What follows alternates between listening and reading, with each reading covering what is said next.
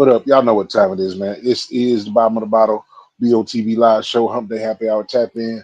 I am one half of the bottom of the bottle podcast. Jay Walking the third. That's my brother Carolina Dirt. What's happening with you, player? Ain't shit. Well, I got me some Buffalo Trace. Got me a shot. Got me a cup of water so I can wake up in the morning. Fine, but I'm ready, boys. They happy I'll tap in, but I'm ready to get close. We close to the weekend.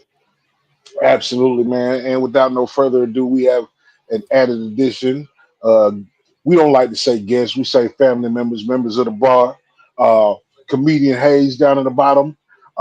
West Coast to East Coast, down south, South Carolina. Welcome to the BOTB live show, brother. How are you?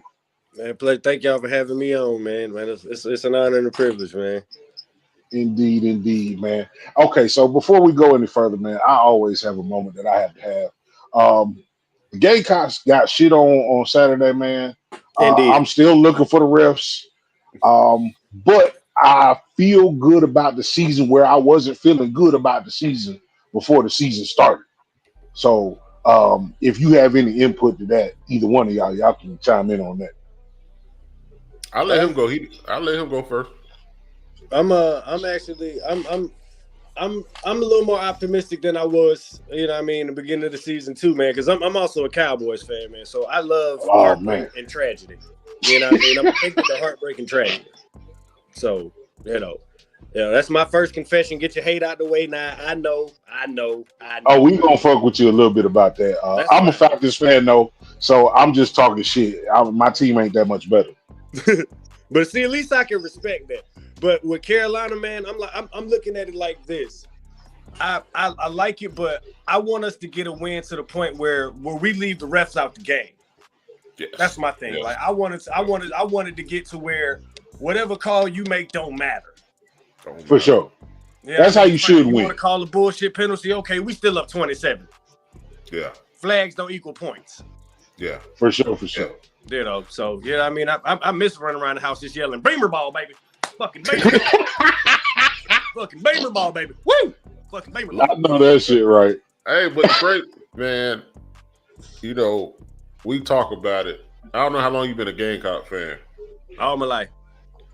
This defense, it ain't DJ Swearingen's defense back in the day, but this defense is hungry and they hunting. Now, they might not have the full pack that they need, but that front seven is way better than we've had probably the last 6-7 years. It might be longer than that, but a good 6-7. I know Swearingen's probably about, 14, 15 years ago? But 6-7 years, this defense right here is hungry. Like the DBs, we used to start DBs getting burnt. I'm not worried about that. But that front seven, they can get after them boys. And that Beamer ball is serious, bro. They caught a touchdown back against Kentucky. We had a block punt this game. Like that Beamer ball, serious, man. It's three phases of the game: offense, defense, special teams. People don't give special teams credit, but Beamer ball, you give special teams credit. Damn right. I'm actually looking forward to playing Georgia this year, as opposed to just being like, "Oh God, I can't look." After the way they showed up against Kentucky, I ain't scared no more. Right, I was like, what? I was like, we squam. We didn't even beat Kentucky. Here goes the word of the day, y'all. We squam-baffled Kentucky. What? Say that one more time. Squam-baffled. That's a real word. That. Copyright that. Yeah. Copyright that, brother. Well, that sounds like some shit at some Rios at them Brazilian steakhouses. What kind of meat that is? Squambasso. Okay. They ordered that from Rios. Let me get a leg of lamb with some squambaffle beef. I don't know if I'm eating that, honestly. Yeah. I ain't gonna front. But check this out. So, Hayes, this is how we do, man. We got this segment. It's real short. It's called First Call, a.k.a. the six-pack. It's 6 quick questions. I got 3. My brother got 3. They don't amount to shit. Ain't no right or wrong answers. Just how you feel in the moment. All right. Okay. Favorite Cowboy. I'm gonna go ahead and let you get that out. Favorite Cowboy of all time. Michael Irvin. That's a legitimate answer. Okay, I can do it. Automobiles. I'm a Chevy man. What car did you own or have access to? It might not have been yours, but you could get the keys. What car did you own or have access to that got you in the most trouble? Box Chevy. I knew he was gonna say, but he looked like a box Chevy dude. He looked like he riding around with no shirt on in a box Chevy sweating. That part. Look, you couldn't tell me. Look, I'm serious. You couldn't tell me I wasn't T.I. in 2004, 2005, 2006, 2007. You could not tell me, bro. I was not a member of Grand Hustle. That's the prime time though. If you had a box Chevy between 03 and like 2011, those are prime times. Right. Now it's not enough to just have a box Chevy. But you can't. You gotta have that. That motherfucker got to be all the way done. But I'm you gotta about, add. listen, I had bowling ball blue paint. No rims. You know what I mean? Just original hubcaps and white walls tires.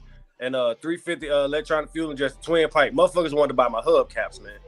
Like that's motherfuckers real. wanted my tires. Like, damn, that's all original. Yeah, I ain't putting no rims on. I was already acting stupid, so I ain't need no extra attention.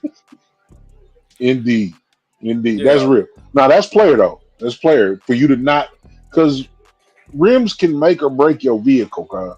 So sometimes, depending on the condition, and then literally for sure, depending on where your car is at, sometimes it's better to.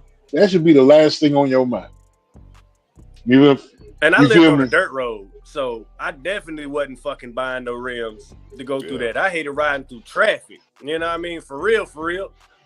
Like, I'm looking at it like this. It's easier for me to replace a tire than a whole fucking undercarriage. I'm telling you. It's easier to replace a tire than anything bigger. I'm about to say the tire only going to set you back like maybe a fifth of your check. A rim going to set you back 2 checks. Heck no. not when I find this used tire shop, they're going to give me that tire for $60. Okay. That's why you keep buying tires every 60 days. Nah. The Mexicans be seeing them coming. You want no tire? I come.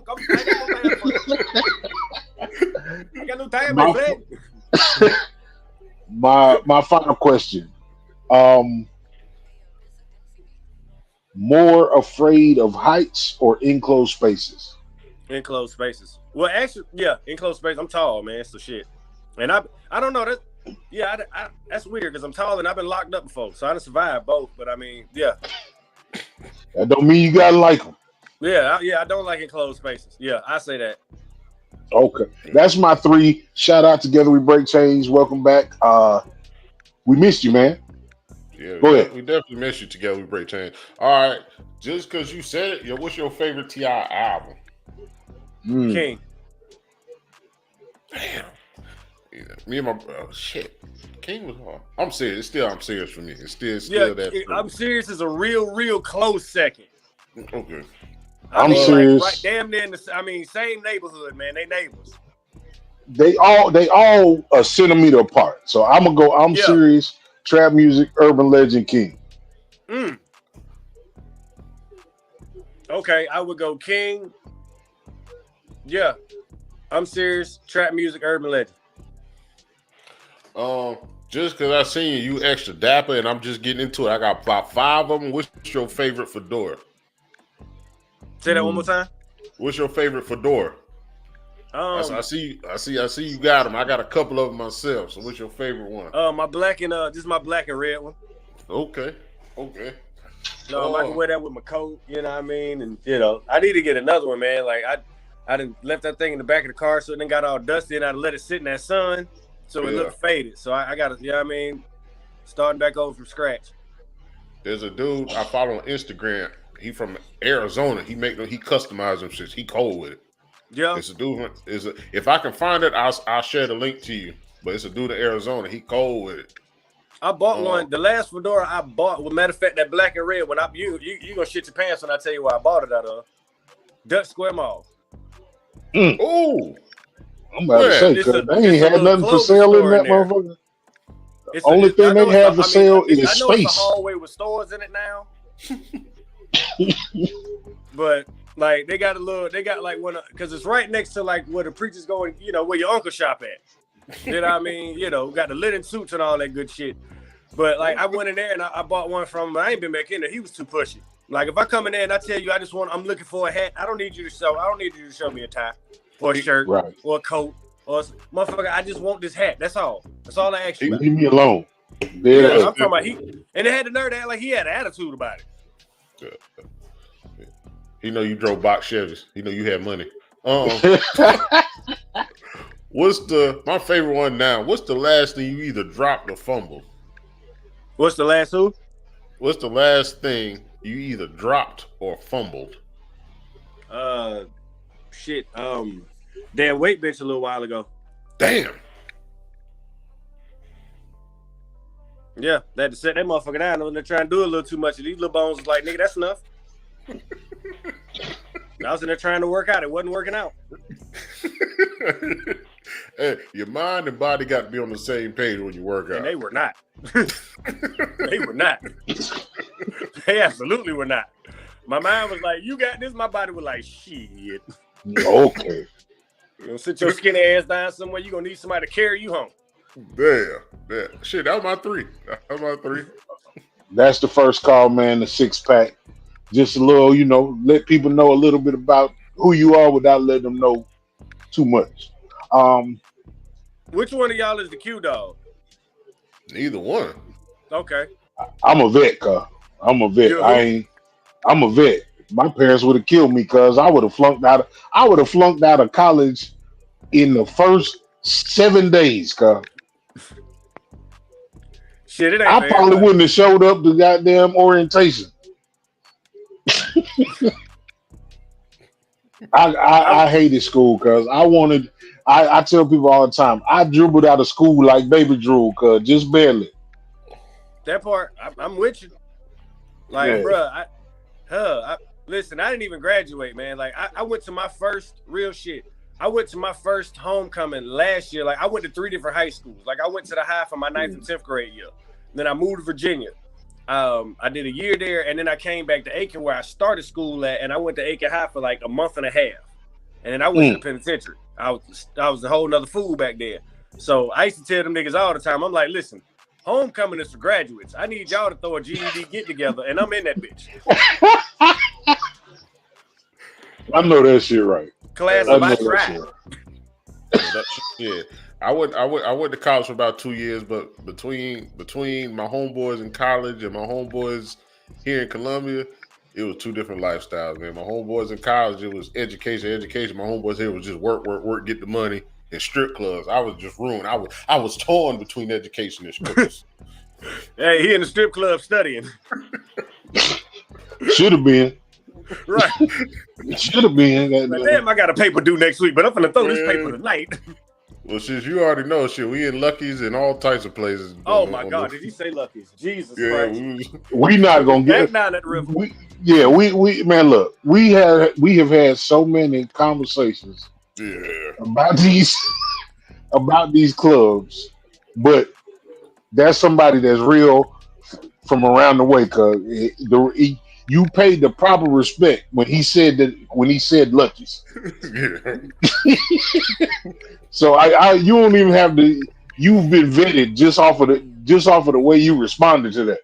That's how you. Hey, that's how you know. What it say? What's understood ain't got to be said. Hey, that part. So check this out, man. Tito Jackson died, John. Right. Yeah. That's fucked up, man. We lost Darth Vader. We lost the band that sing at every barbecue, wedding reception, baptism. Frankie Beverly. Come on. And we lost Tito Jackson.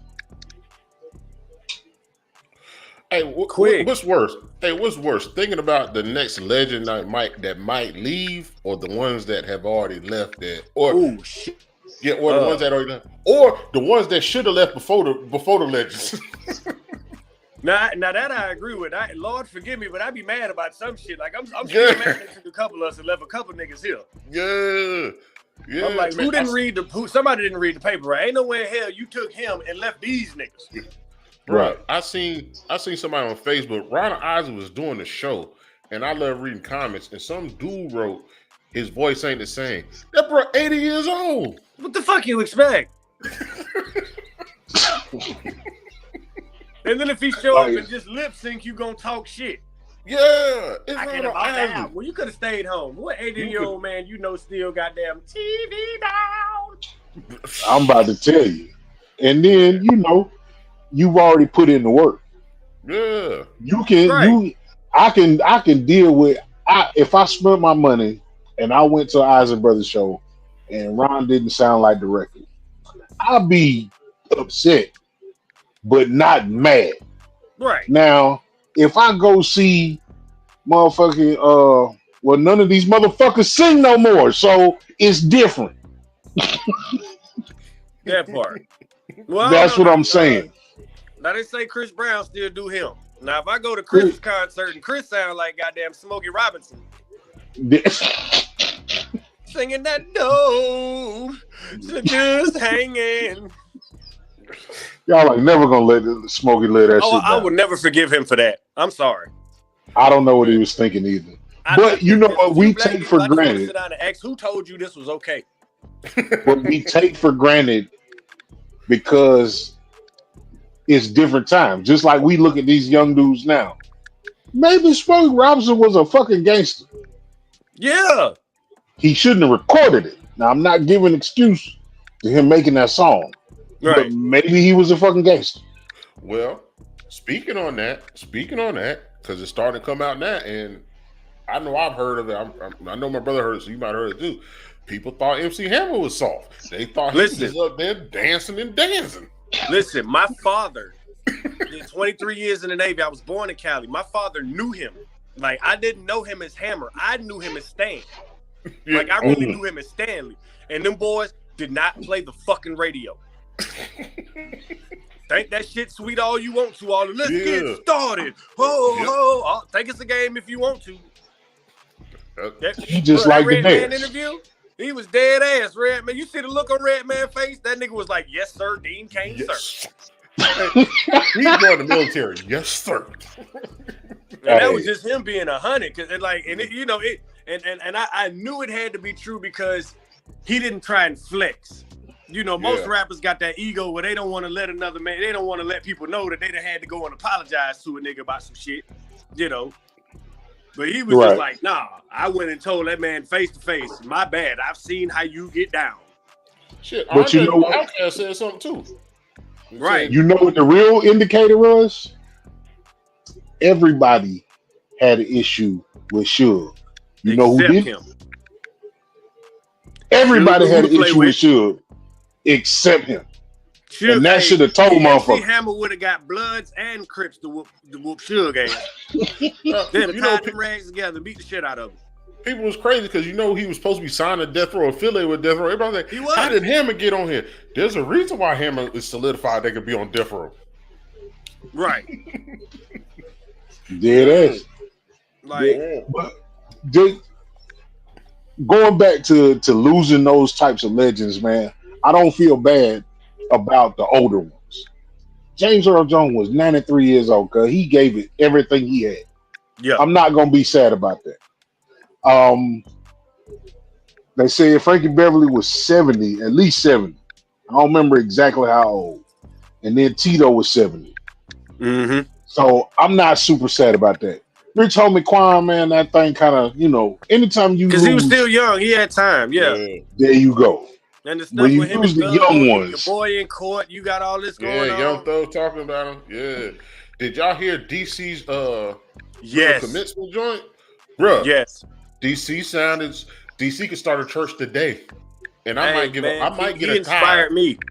Bruh. He really did. He inspired me. Like just about, really being able to acknowledge God in what we do. And I get lost in it because in spite of my upbringing and things I've come through, I got a real church background. Like I've been playing drums in church all my life. You know what I mean? And I know the Lord for real, but it's just what I do. But He has shown me, bro, it's okay. Just acknowledge God, man. Like we had to get. He's showing everybody a few things, but one thing that I'm learning is that we have to get out of this fallacy and this mindset that in order to serve God, we have to be faultless completely. Well, that's the generation before us. We ought not be doing. I get that. That's some shit the we generation before us. But we ain't necessarily got to be perfect people because there ain't none.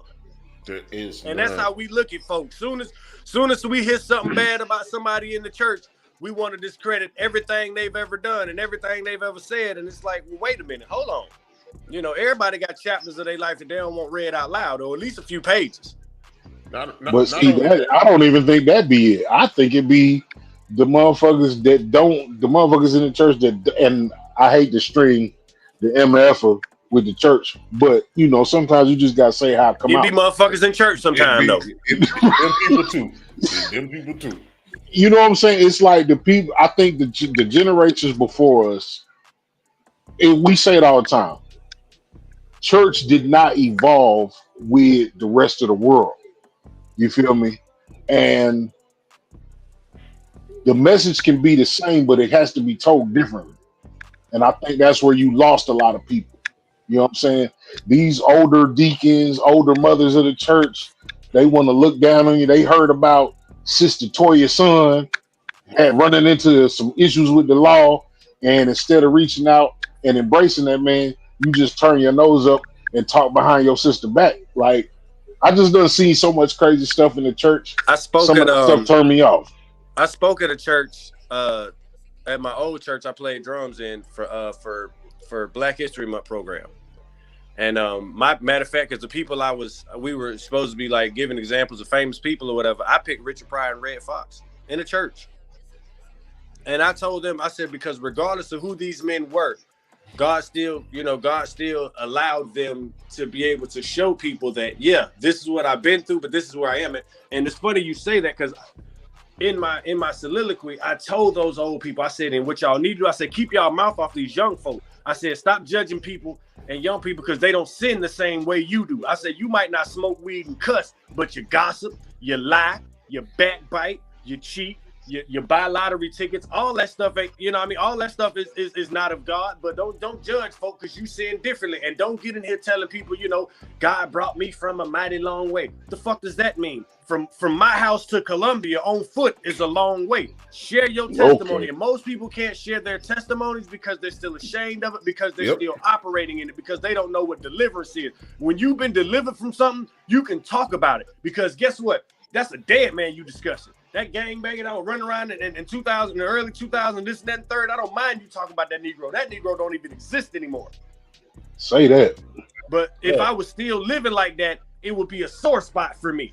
You know what I mean? Hey, why you keep bringing that up? Because you're still operating in it. You haven't dealt with it yet. All you've done is, we go to church and we use church as a mask and a bandage, you know, for certain things that need to be healed, and certain things that need to be broken and pruned on us. We don't like all that. First thing out our mouth is, people be doggone, I don't want nobody in my business. Well, it ain't my business if I don't do it no more. Okay. So you can talk about it. That's fine. You handle your business. That just let me know I don't need to rock with you. I appreciate God. See, the thing, we have to be careful about what we pray for. Asking God to show you your enemies, so you start losing friends. Because you know, people can't see the God in you. And you know, we just have to get out of that mindset of getting lost in religion versus relationship. And I think that's what we fell off at. God required relationship. Man was just pushing religion. Man, when a couple things on that. When church became a business, when we were growing up, the church was hot. We didn't care about no AC. We had them paper fans, and you was in there. The windows weren't even open. The doors of the church weren't open. It was hot. Now you got to have projector screens, 50-inch screen TVs. You got to have AC set on 72. You got not water for a sink. They got Aquafina and them $4 for alkaline waters up on the pulpit. You got. Hey man, slow down on that AC, cause look, it's some of South Carolina ain't no Hoka. Yeah, it's mandatory. But these churches getting tax breaks. There's no way a preacher can touch his congregation because he's not the Lord. If you got 5,000 members in your congregation, right? Ain't no way you know all of them folks. You're gonna preach at another church in 2 hours. Who are you touching that is supposed to be from your soul? You might have good intentions, but your intentions ain't getting reached, because my soul might be lost, but I can't find you, and you can't find me because you got 5,000 people. Let me pose y'all a question right quick, if you don't mind. Let me get y'all opinion on this, if you will. Speaking of religion, because I have a fervent, unequivocal belief that religion is really what's keeping women single. Oh yeah, definitely. Religion is fucking up a lot of shit. It ain't even just that. Like, I definitely don't. I don't disagree with you, but I think it's more to it than just the women. You feel me? I think I want to say this. I want to word it the right way.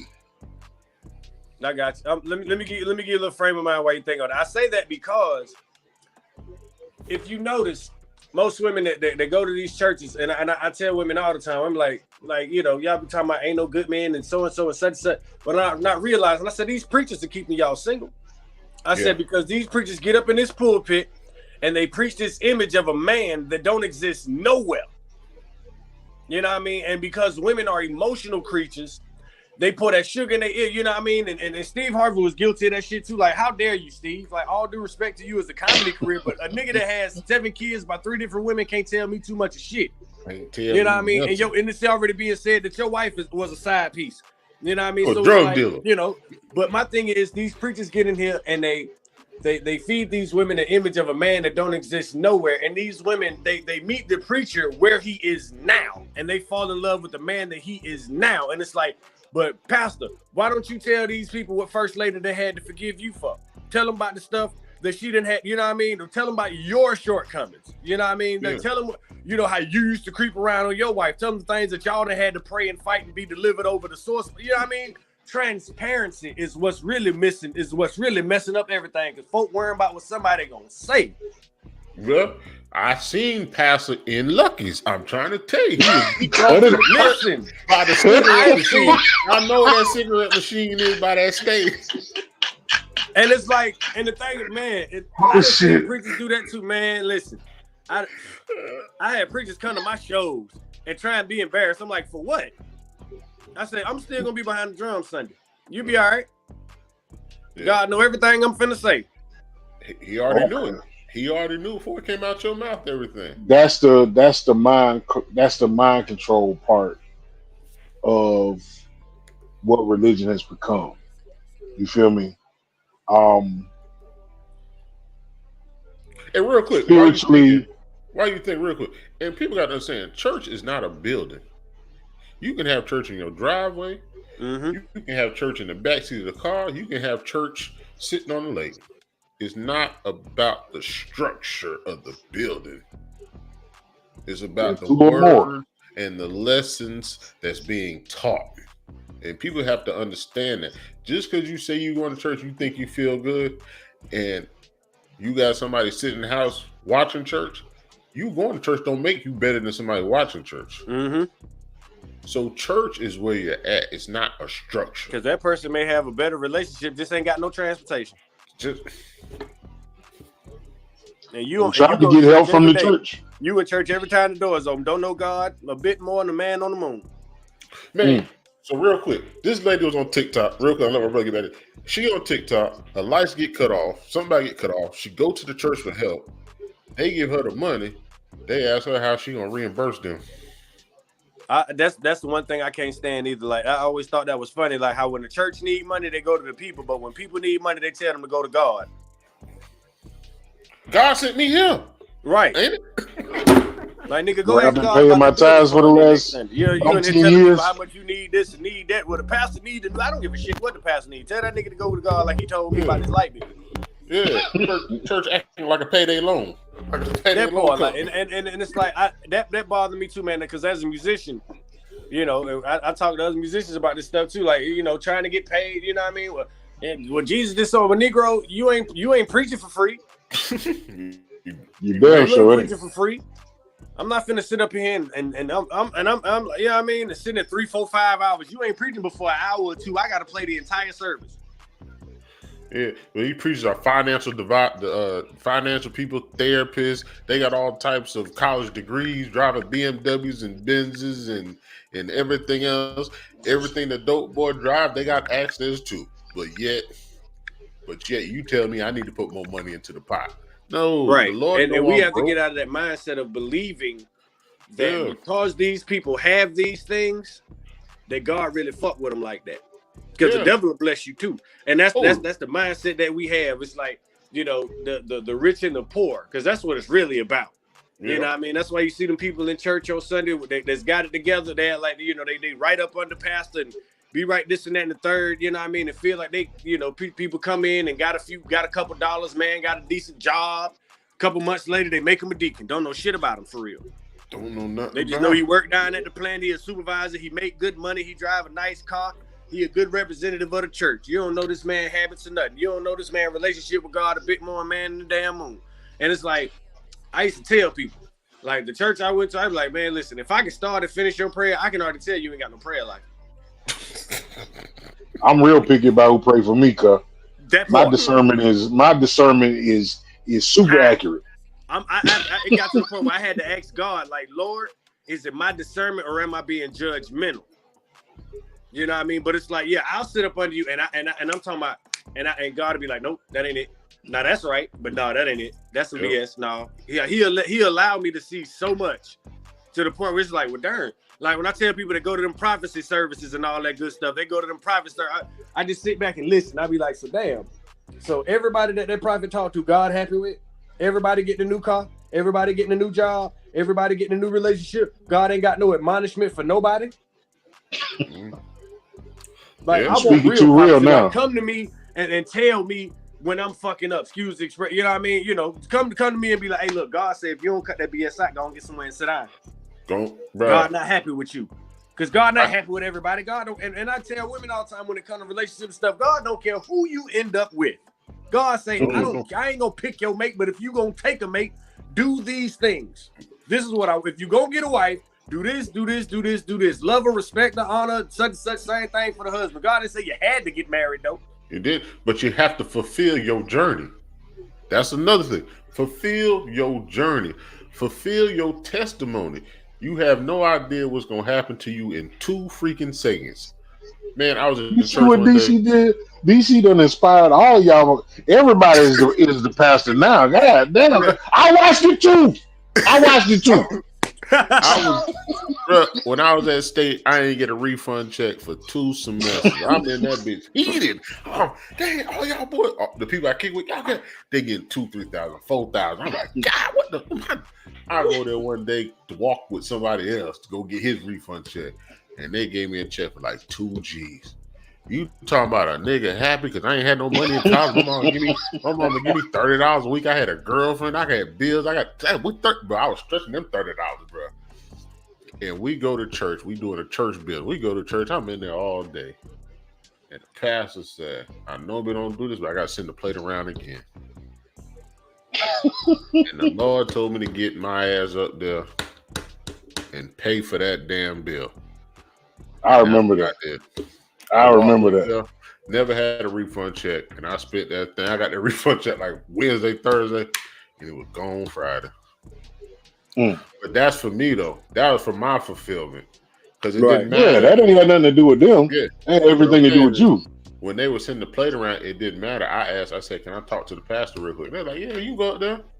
And I said it while the plate was still going around. It didn't matter how much I was going to put in there. I knew I was going to put everything in there. And that's how I feel like my relationship is with God. When people say, you remember somebody talking to you the other day? Yeah, that was God. You trying to act like you don't know who's talking to you, but somebody's trying to send you a message. Somebody's trying to text message you mentally or dial you mentally or send a pigeon to you mentally, but you're ignoring this thinking, man, I ain't crazy. That's first, man, I ain't crazy, man. Nigga, I was high. Man, I was drunk. I don't know who did. Bro, when you woke up that morning, and you were still healthy, that was God watching over you. You might have threw up in the bed from a hangover, but that was God watching you. When your baby born, you talking about your baby so pretty and all this other shit, that was God's work. God working the best. Y'all making it hard for me to transition to this Diddy conversation, cuz. Oh, we can transfer. Yeah. No, we can do Diddy. It's the same thing he was just talking about. It's false prophets out here. Diddy got you thinking you can do whatever to get to his treasures and have his treasures. Well, you don't need to go that route to his treasures. Why y'all think? Hold on, man. My bow tie next week I'm wearing my 3-piece suit and a bow tie next week. Okay. Why y'all think the 1,000 Miles of Lube thing came out? Because I would have had questions too. Because there's a lot of women complaining about dryness. Bruh, there's no reason for them to have brought up this 1,000 Miles. He's responsible for the world's ash, for the ash all over the world. But it's lotion, not lube. I ain't never put lube on my elbow, cut. You don't know what you put on your elbow. Well, what Diddy been telling us since the 90s to take that. Take that. Can't stop. But Won't stop. I think if he would have started a business and had that, and that was within his business, that would be a business plan. He would have a right to have all that there. You know what I'm saying? Like if he really thought about that, he could have just said, "I got a lube business." If his business is selling sex, yeah. Like I feel like I'm not a Diddy fan at all. Like I know what he did to Big. You know what I mean? I know what he did with Pop. You know, and I don't have any respect for him as a person, man. Like, you know, you have to ask yourself. Biggie's daughter got busted a couple years ago for fraud. Now, how you act? Now, how is the man who you built your empire's back on? You know, well, the second man you built your empire's back on, daughter, in the streets trying to hustle and scrape money, and you still out here selling his albums, making all this money. Cause see, a lot of folk don't know this, but like. Biggie was finna leave Bad Boy. Biggie was leaving. heard that. Matter of fact, Diddy, the name Diddy was an insult originally. It was an insult, like to Big. And that's why if you listen to that song, Somebody Got to Die, what did Big say? Big say, I'm sitting in the crib dreaming about Lear jets and coops, the way salt suits and how to sell records like Snoop. Oops. How to sell records like Snoop. Them boys were like, they had their shit, but they were getting paid over there. Yeah. And Big was looking at his bread and he was like, nah. I can see what the real story was. Big had his partner look into his books. He had a street cat, you know what I mean? He was one of them, you know, cats that knew the street, but he knew how to read contracts. And he looked at that contract and showed him where Diddy was putting dick in him. You know what I mean? So Big was like, all right, I'm gonna make this album. I'm gonna get out your pocket. And then I'm going by myself because I think him, what was it supposed to be? Him, Suge, and a couple other cats, they were going to start the commission. Yeah. And people forget that Puffy spent a lot of time around Jews and businessmen. And well, what's the thing? You become worth once you get that kind of level of fame, you become worth more dead than you are alive. And Funny you say that because I think that's the situation again. That's exactly the situation. It's like this. Like if you come work, like if you work up under me, you know what I mean, and you made a comedy album, you know, and you decided you wanted to go to something else, and I did some undercut shit, and I'm already fucking you in your paper, so I own everything already. All I have to do is just keep taking out, just keep every couple years, I'll just put out your comedy album. I'll add a joke. I'll take away a joke. I'll turn, you know what I mean, just go in the studio, tweak some shit, turn this up, turn it, and put it right back out. That's all he's did with Biggie's albums. Ready to Die, remastered. How many times has it been remastered? Added verses from rappers that are just coming out now. You know, but making that money back. Big Mama can't stand it. Yeah. Craig Mack died right here in South Carolina, in Walterboro, South Carolina, broke. Yep. Black Rock. All the boys. I don't want Diddy paying for none of my stuff. Y'all don't think it's funny the last 2 years when they ran that they had that article out about talking about him giving back his artists and his publishing and shit. Yeah. Trying to clean his face up. Motherfucker, that don't mean nothing now. That's like me, you know what I mean? That's especially like half the roster is dead. Right. That's crazy. That's like half the roster is dead. You caught the STD. You done busted nut. No, now you want to put the condom on. They keep it inside now. You gonna keep it inside with the condom on. You ain't gonna let it out. Nah, what's that shit they said today? Not to change the subject. The internet is a crazy place, man. My homeboy Crip sent a text out about a football player. What was that, Oklahoma State? Had chlamydia. Said that motherfucker is not playing in the game, and the reason they gave was he had chlamydia. Why is that public knowledge? It's not supposed to be. It's a devilish world we live in, man. We know too much about too many people. We know shit about people that ain't even in our circle, God. No, you know, and I don't people think can't that's wait right. to expose something they know. Folk can't wait to come tell somebody else something bad about you. and That's one of the things that make me not want to even. They won't hear it from me. Yeah, like I want to make money. I don't want to be famous though. Yeah, that's how I feel. Like people talking about, Diddy broke down the black people, our community. Like he tore it up. It's gonna be a bad legacy. But my thing is, we have a habit of doing this. Yeah. I can't make you sign that contract. I'm damn sure not gonna make you suck that dick. But I can't make you sign that contract. So if 3 other people have been caught and did the shit right, how I look coming right behind doing the same thing. To me, that's what Diddy trying to say. They took a choice. So that really talks about who you are as a person and how much money, how much power money is to you. That's the shit I don't understand. He tore it down, but we are the people that built Bad Boy, the urban black community, some white people. But as far as an artist tearing down, if you knew he shit 5, 6 other people, why would you think he wasn't gonna shit you? Every record contract has heard, been. They say it's the most terrible loan you could have. Yeah. They said the same shit about Barry Gordy. They said the same shit about Diddy. They said the same shit about Clyde. Whitney Houston died right when she was trying to get her paperwork looked at. Quincy Jones, no reason. Don't leave him out. There you go. Well, it's the nature of the business. Well, they say Diddy learned from them. So Diddy does did. Diddy take them down? Does Diddy Andre take them down? Andre Harrell? Yeah. I'm just saying, he might have did that to the black community, but the black he's not the top of the pyramid. Yeah, he definitely ain't the top of the pyramid. The black people in the pyramid itself. If one of us is going there for a deal and we're knocking on Diddy's door for a deal, that's on whoever goes through that door's fault. It's not Diddy. It's you got a choice to walk through that door now. Y'all choosing to walk through this door, some shit happened. Now you looking at your pocket having money, but your ass being hurt. You can't have it both ways.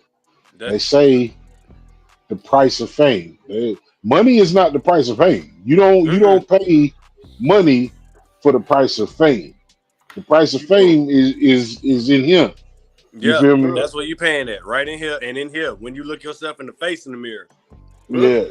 And knowing what you did to get that money. That's why most of them cats wear shades all the time. Yeah. And they ain't talking to the Lord before they walk in. They talk to the Lord afterwards saying, Lord, thank you for helping me get this situation, this check or whatever. Nah, Lord, thank you for putting me in this position before this check is signed. And this is my last chance to ask for your advice. That's not being said. I think a lot of people go into it with intentions of never changing. But there's a certain kinds of people. It's no mystery that certain kinds of people succeed in the entertainment industry. And all of them be kind of checker. All of them got some shit with them. You feel me?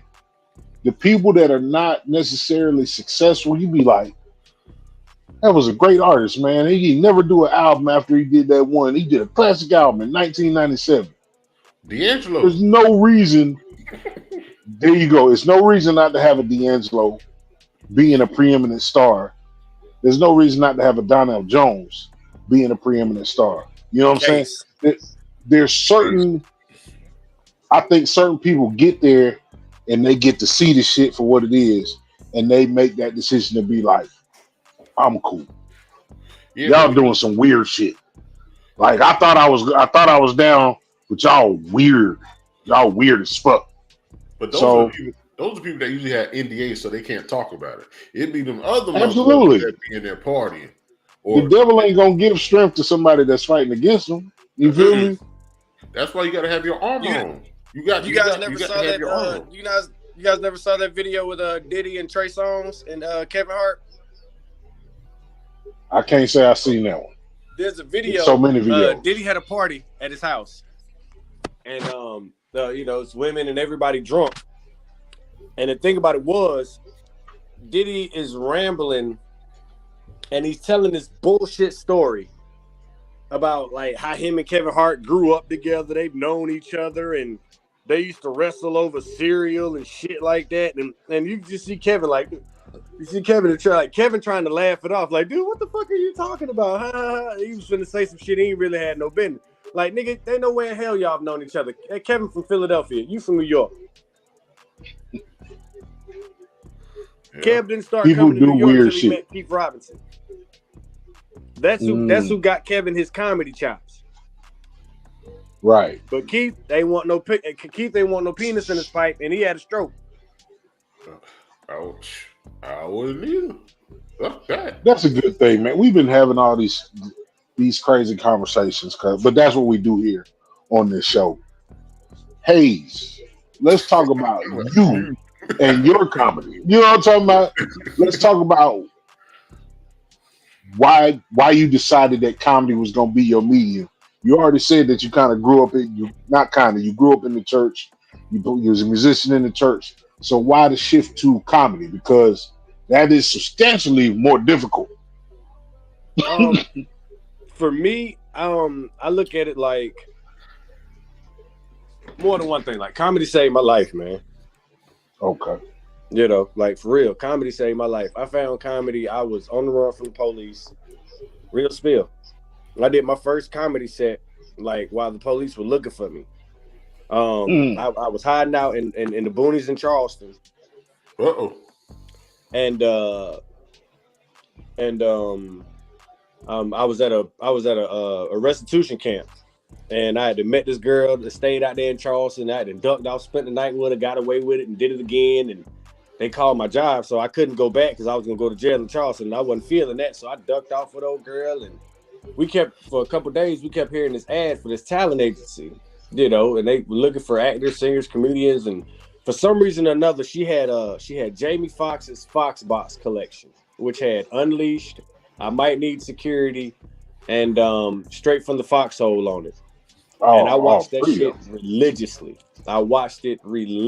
And we kept hearing this ad, and she was like, "You need to go do it, man. Like, you funny." And everybody, I've always been, everything I've ever watched has been funny. Like, I love it. Even if it's a romantic comedy, it's got to be funny. If it's an action movie, it's got to be comedy. If there's a horror movie, it's got to have some funny in it. And so it was like, I went and rocked them people. Never met them a day in my life. And a guy pulled me off stage and was like, "Yo, man, how long you been doing comedy?" I was like, about 7 minutes. And he came and asked me to open up for him. He was doing a show in Charleston at a little hotel, and he had a few names that I had heard of. And during that week, I told God, I was like, "Look, man, you let me get my foot in the door to do this comedy. I sit my skinny ass down somewhere." So I did that show that Sunday. I got on the bus that Monday. Real spill. I got on the bus that Monday, brought my ass back to Aiken, and turned myself in Tuesday morning. My first paying gig came from a CO, bro. Came from a lady who used to watch me walk the interstate and pick up trash. Like, she believed in my dream that much. Like, she just saw me at the Comedy House in May. Yeah, I mean, a couple years later. So it's like, and one thing I love about this is people may forget what you tell them. They may lose what you give them, but they'll never forget how you made them feel. And it was like, I like to be like, I'm one of them type where, like, if I come to your mom in them house, I want to be the fool where I pop up at your mom in them house. The first thing your mama says, "Don't come in here with that foolishness," because I'm coming with you. She done already started laughing. "Don't come in here acting silly, girl. Hey, baby, how you doing? I'm finna come in here and cut up." You know, so it's one of those things that I fell in love with in churches. You know, being in church kind of made it a little easier because I'm so observant. So I'm able to come up with, you know, and it's just, this is one of them things, man. It's like, I feel like it's either in you or it ain't. Yeah. So what was your comedy foundation when you first started, and what's your comedy foundation now? Explain foundation. What do you mean by that? Like, when you went out there and did your first show, like, is there 3 or 5 things that you valued in your set? Oh, yeah. Your set. And what is it now? It's pretty much still the same. It's like from I started, because I wanted to make sure that I was authentic, and I only talked about stuff that was relatable to me, like niche to me. You know, I I hate a show where everybody's on stage talking about the same shit. You know what I mean? Everybody done told the same joke, just it's the same shit, different toilet. So, and the way my mind works, I've been able to just carve out a niche specifically for me, and it works. My family, just unique experiences, you know, shit, being this size and being locked up, you know what I mean? And, you know, just going through life. My life, you know, has been something I've shed a lot of tears, so I'm learning to laugh through a lot of it. Has to be your comedy. Which one hurt you harder, the quiet room or the booze? Which one is who? Which one hurt you harder, the quiet rooms or the booze? Quiet rooms. Like, my God. Yeah. I can work with a boo. Right. I can work with boo. You know what I mean? Hopefully somebody say boo in an awkward way and I'm able to be like, nigga, you didn't even say that like you meant it. Shut up. Right. Exactly. But that quiet, ooh, that quiet loud. Oh, Jesus. That quiet is that quiet mean they don't even know why you there. It get hot in the motherfucking quick, boy. Be like, whoo. That's when you start fishing. Be like, give it up for the bitches with glasses. Where all the ladies at in here? Yeah, everybody that had a post today. Yeah, did you breathe and blink? Give yourselves a round of applause. If you made it in the building today, clap your hands if you made it in the everybody building. That's when the niggas start fishing. You know what I mean? Who in breathing today? All right, I'm gonna the thing about white men is, okay. All right, the famous question we've been asking last couple comedians. So, JJ Williamson had one where he came out with the Tila beat. He came out and did a set with the Tila beat. Show enough. And Ricky Smiley came out to how you do that there. Yeah, how you do that. Oh, I know exactly what joke you talking about. I already know where you at. So if you were to come out with one with a set with a track, what would it be? And would that be could you make that your entire set? Oh shit. You just gave me something to challenge myself with. Cause I love Future March. I love like Future March Madness. That's my stage shit. I can because I can riff off of it for a minute, but I haven't. I didn't make it my set. That shit JJ did in Atlanta. That T-Lay. Oh my God! Oh. I still watch it. Everybody do. If you appreciate comedy, you do. Right. I'm a student of that shit. That nigga said when that motherfucker say, oh my God. Yeah. Like I'm getting to now where I'm learning how to build my set. Yeah. You know what I mean? For like learning to just be more than just being funny. You know, being able to actually be able to craft it together and hone it. Cause like I'm learning because I was in such a rush when I started. And I think that's where everybody fall out at. As soon as we start calling ourselves a comedian, we ready to go do an hour somewhere. We feel like we got it. Yeah, I mean, and somebody, Tony Llewellyn, Tony Tone told me, he was like, bro, it takes at least about a good 10 years to build a set. And I didn't believe it, but I'm like, 10 years in the game now, I'm like, he's absolutely right. Yeah. I'll tell you throw what. away so much material. You one of the people that you opened up for was Karlous Miller. And I feel like we've already named two of the three. It's Karlous Miller, DC Young Fly, and Chico Bean. It's a few others that make up the 85 South. Nav Green, Clayton English. There you go. Yeah. And the big dude with the beard. I feel like they made the latest innovation and evolution of comedy where I still think you need to have a set. Yeah. But I noticed that there are a lot more comedians that are just freestyle. They go in there and it's way more crowd work than it is, you know, I'm going to do this. I'm going to talk about this, and this. You feel me? So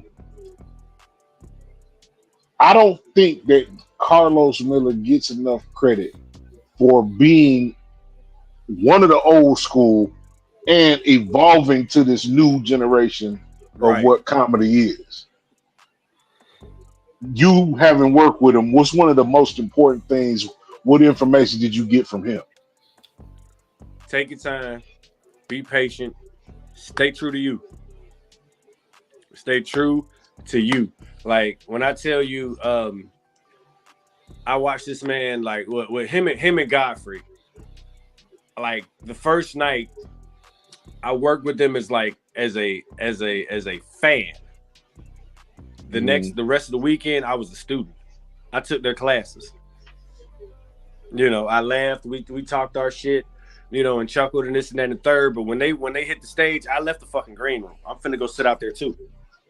Okay. You know, like, and just to be able, man, like them dudes, man, especially Karlous, man, like, well, both of them, honestly, because Godfrey's been doing this shit since the 90s, man. He is the unageable motherfucker. Godfrey has looked the same since the African crab in Soul Plane. I would say he's respectfully, I'd say he's like the Master P in this I'll say it like this. In this thought. He's the Master P of comedy, as in he didn't go mainstream, but he could have. And he still slapped. He still killed. Sure. You know what I mean? Like P and them didn't sign no big record deal. They did all that shit out of their pockets, and everything they made still slapped to this day. I don't give a damn. You go to a funeral and play How You Do That, there's somebody getting up. For sure. So for sure. Like that, you know, being able to learn from guys like that. Yeah, and Karlous definitely does it, man, because both of them, to be able to do a set and crowd work and be able to kill both is a lot harder.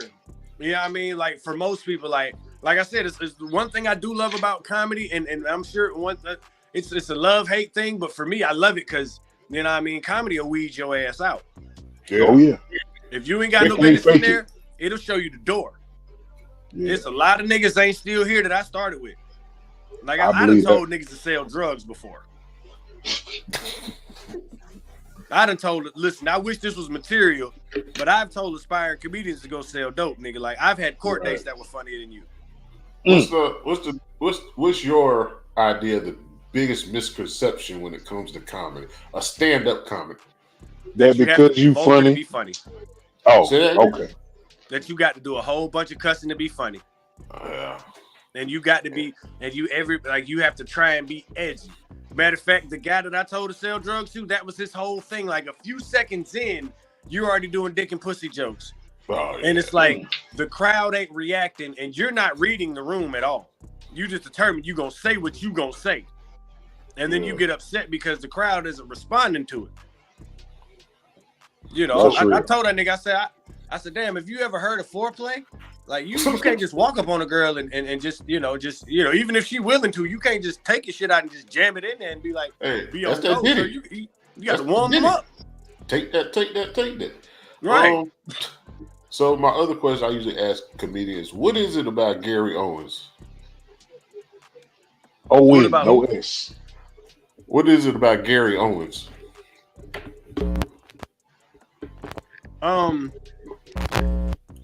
He's the fact that he's learned he's white, and he learned how to do urban comedy without trying to necessarily be one of us, and still be authentic and funny.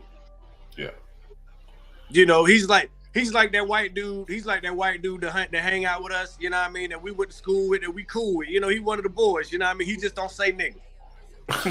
But he'll punch in your shit if he hears somebody else do it. Yeah. You know what I mean? And he white, and his mama white. Yeah.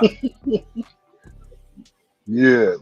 I think it's only two. And everybody bring up Gary Owen.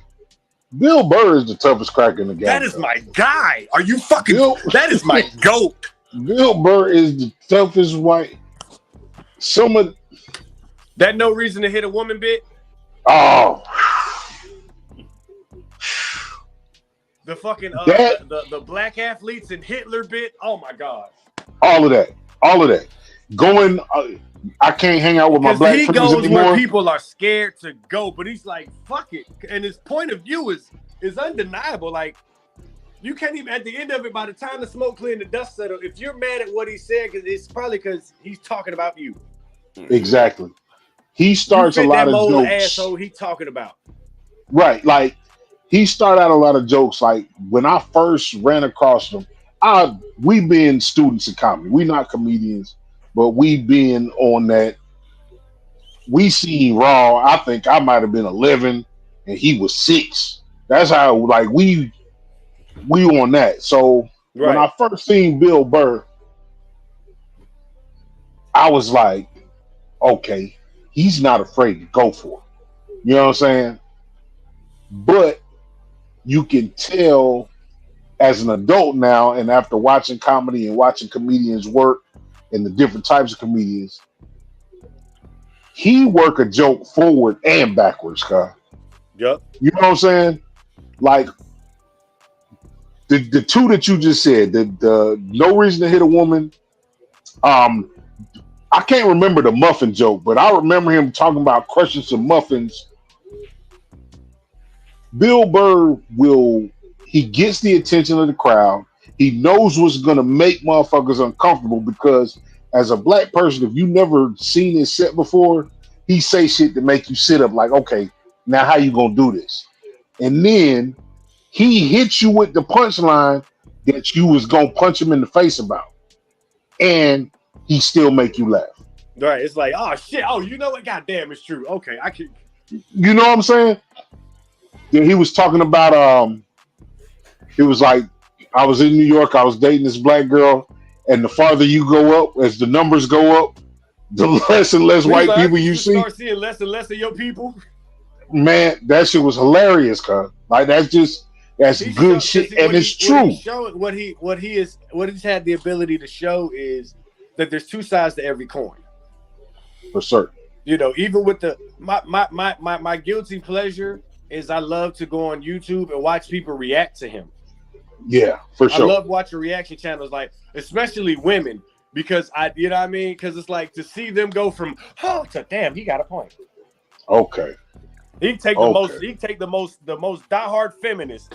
You know what I mean? That fucking the when he did that shit about how women failed the WNBA. Yeah, that was brilliant. Brilliant. Women were like, shit, you know what? Damn, he's right. Now we got to go to a game. These women are. Now we got to go to a game. Like he said, he said, where are all the feminists? He said, y'all should be just like us in the fucking stand showing your bellies. Oh, you stupid. Right. Yeah, I mean, am I doing it right? Yeah, he said, where the fuck are y'all at? He said, and I got to sit here and watch this shit. I got man shit to worry about. Okay. That nigga said, you mean to tell me I have to get up, I have to fucking go fight the burglar, go fight the bear, and then I got to go see your shit too? Right. Yeah, that nigga said, what he said, when are you going to pick up your end of the couch? Right. That's real shit. He was talking about racist shit when he was talking about white guilt. Hilarious. Because as a comedian, it's like, and as a thinker, you know what I mean? I look at us like, we are as funny philosophers. Right. Really showing you what the world is and showing you what you think is going on and showing you what's really going on. It was like, it's down to swimming now? Right. He's like, I don't think I give a fuck. He's like, I don't mean to be like a dick, but you know what I mean? I ain't never been in the pool, you know. Then with the first all-black swim team. Get out of the pool! That's just hilarious. That's dope, man. Look, I got one other question. I don't know what my brother got for you. If there is a classic comedy that you could see yourself redoing, what would it be? You mean like comedy movie? Classic comedy movie, absolutely. I would redo Friday to a degree because the storyline had too many holes in it. Now that I done got older and I smoke a lot of weed, so now I'm sitting there thinking about it like, so them niggas really got shot over $80. I don't know if that's a hole. I just know it's petty niggas out there. Got shot over $80 though. I mean, you had $100. You made 20 when Hector bought that dub from you. And then on top of that, here's what we ain't think about. Q just said the day before he went in there to pick up his check, came home, and then got fired. So where your money went, nigga? Nah. He bought the pistol. Right. Damn. He bought the pistol. Mind blown. Okay, hold on. So if that blew your mind, today. Oh my God, I'm finna go fuck the internet up when I get off of this. I'll be like, nigga, I been arguing with y'all niggas, man. This motherfucker showed me, dog. I found out what the fuck you spent that money on. I've been having arguments with niggas about this. Carolina, did you get did you see the TikTok I sent you about the Lion King? No. Bruh. So they doing a new Lion King, and they're saying that they're doing this shit from the perspective of Scar. Scar, yeah. Oh, So good. they saying, like, no. This is fucking up the Lion King. They are literally they saying Scar was the rightful king the whole time. Mufasa was adopted because Scar saved his life as a cub. Lions do not take in orphans. They kill them motherfuckers. Scar fought for Mufasa's life. And it turned out that his family liked Mufasa better than Scar. He became the king. That is why Scar killed Mufasa. Which is going to be crazy because in the second Lion King, which I've literally only seen once. The second one, I've only seen once. But I remember then they were telling a different story about Scar. So it's like they can't get Scar fucking story together. I don't like the fact that if they go with the Mufasa is adopted, you kill everything great about what the Lion King was. That part. Like some shit just need to be left alone. Everything ain't got to be go back and revisit it. And we cried for Mufasa, and Mufasa was not the fucking king. That part. If that's a spoiler for anybody, movies for us, goddamn it, fucking up our childhoods. Yeah, if that's a spoiler for anybody, I don't know that I'm sorry. You'll be all right. Stay off the internet. Yeah, stay off the internet. I mean, or stay on that motherfucker. One of the two. Watch no more of this shit. Watch the one with James Earl. That part. Carolina, what you got on the way out? I ain't got shit. Okay, you ain't got no final question? So we're going to leave it to you, Hayes. You can give out your social media information, let people know where to contact you. If you got any shows coming up locally, just let people know where you're going to be at and what you got going on. Absolutely, man. You can follow me on TikTok, Comedian Hayes 2. The name will be Cali Born Southern Bread, or Comedian Hayes 2 on TikTok, Comedian Hayes 803 on Instagram. And this Friday night I will be in Augusta, Georgia, performing on Broad Street. God damn it, I can't remember the name of the venue. It's a new venue. That's why I can't remember the name of it. It just came open a couple weeks ago. But I would say find me on social media. The flyers, information, everything will be there. I'm trying to work on getting back to Columbia soon. I'm trying to figure out what's going on with the Comedy House and all that good stuff. But other than that, man, y'all make sure y'all follow me. You know what I mean? I have a Comedian Hayes on YouTube as well. You're revamped this channel, man. I'm getting into the social media thing, man. I got an old soul, so I love the stage. So I ain't really messing with this computer stuff yet, but I'm saying that it's the only way to get on. So I'm looking at it like this. As long as I get my stage shit together, if this internet stuff blow, I'll be ready. There you go. You go. Look, I appreciate you for sharing your time. Everybody, act like all we got in this world is money. The most valuable commodity in the world is time. And I appreciate you for sharing your time with us. You're welcome to come back at any given time that you want to. You family now, bro. This is just what we do. So I enjoyed the conversation. I enjoyed your perspective on everything that we talked about. And I wish you nothing but the best going forward, brother. I hope you get everything that you need. Appreciate you, Black man. Same to y'all, man. Like I thank you guys for this opportunity. You know what I mean? For trusting me, a complete stranger to come in, and I appreciate y'all not looking at my little numbers and be like, this nigga ain't nobody gonna watch this shit. Shit, we got the same little So, numbers. you know what I mean? I really, it's because it's the ugly part of the game we're in now. You know what I mean? Yeah. If you ain't got 50,000 followers, 50 million followers, don't nobody think you're doing shit, but You never know what that thing is, cause we all started in the same place when it comes. This internet shit ain't that old. No. You feel me? And this is the thing that I found out. You can be famous, but it's less than 15 minutes now. Hey, man, I appreciate those of y'all who watch this, man. Y'all like, share, subscribe. Y'all definitely go check out Comedian Hayes. Follow him and support everything that he got going on, man. Super dope individual, super dope human being, as well as being funny, man. And that's what we appreciate. We always talk about, this show is built on the fact that you just never know who you talking to on a day to day. You running in the gas station to pay for gas, and you don't know that the motherfucker is a Navy SEAL from 1941 that he fought. That same old man that you pushing out the way to go buy your lottery tickets. Extraordinary people come in all different shapes, sizes, and colors, man. Respect everybody mutually. Love the people who love you back. And until the next time, man, y'all be easy, man. This is the Bottom of the Bottle Live Show. We gone.